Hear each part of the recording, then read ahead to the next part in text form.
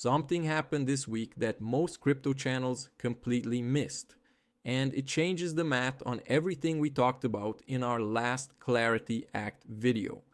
Let me bring you up to speed fast because the window is closing and the stakes just got a lot bigger. When we last covered this, the situation was straightforward. The Clarity Act was sitting on the Senate calendar. The House had committed to passing it immediately, and the White House was targeting July 4th as the signing date. 5 Democratic votes were missing. That was the whole story. But 3 things have happened since then that you need to know about. The first one is the most surprising. Galaxy Digital, one of the biggest institutional crypto firms on the planet, just placed a $10 million bet, a real money on the table prediction market trade, on the Clarity Act passing in 2026. Not a tweet, not a press release, an actual financial position. When institutions put $10 million behind a binary outcome, they are not guessing. They have done the research, they have talked to people inside the process, and they have decided the odds are in their favor. That is a signal worth paying attention to. The second development is something happening quietly on-chain that most people are not tracking.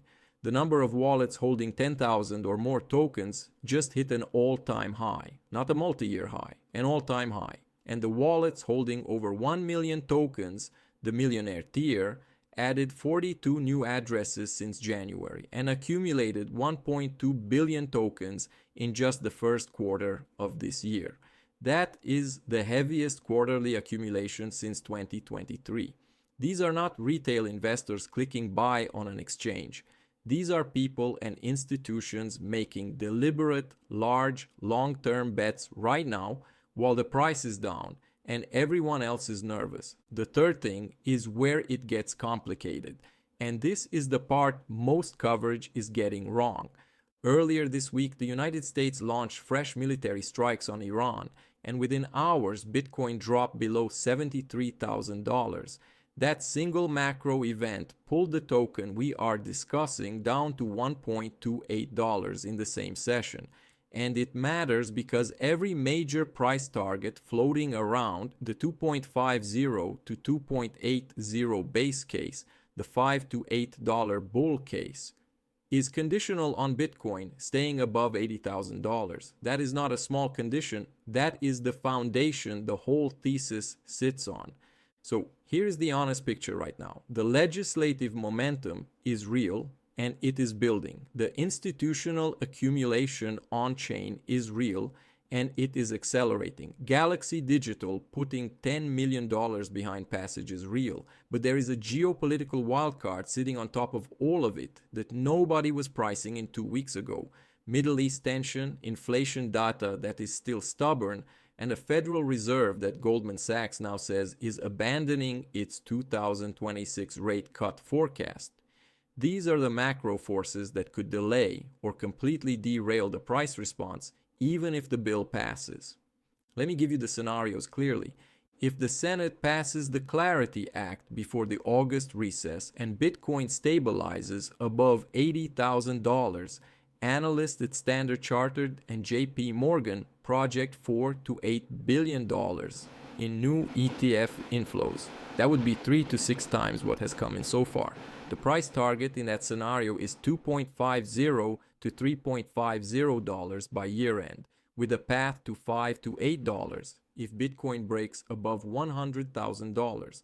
If the bill passes but Bitcoin stays under pressure from macro and geopolitical events, the legislation still matters enormously for long-term holders.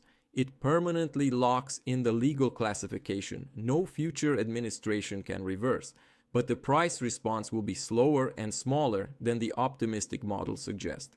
And if the bill does not pass before the August recess, the next realistic window is after the November midterms. Standard Chartered has already revised their no-bill scenario, down to 2.80 as a ceiling, with most of 2026 likely spent ranging between 1.50 and 2.50. One analyst has warned that total failure could push the timeline all the way to 2030. Here is what I want you to understand about the accumulation data specifically. when wallets at the millionaire tier are adding addresses and buying 1.2 billion tokens in a single quarter, at the same time that exchange reserves are at a 7-year low, these are people who have made a decision. They are not waiting for confirmation.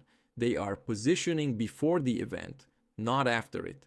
That is exactly the same pattern that played out before the November 2024 breakout and before the SEC case was dismissed. The people with the most conviction buy early. The people watching from the sidelines buy the top. Now, what about the 5 missing Democratic votes? This is still the single most important variable in the whole equation. As of today, floor negotiations are ongoing around 2 things: ethics provisions, rules that prevent politicians from personally profiting from crypto while simultaneously voting on crypto legislation, and consumer protection language that some Democrats want strengthened before they can commit.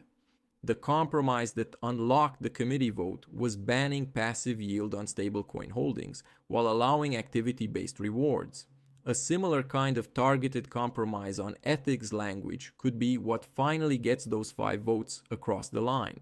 The question is whether that negotiation can close before the recess calendar runs out.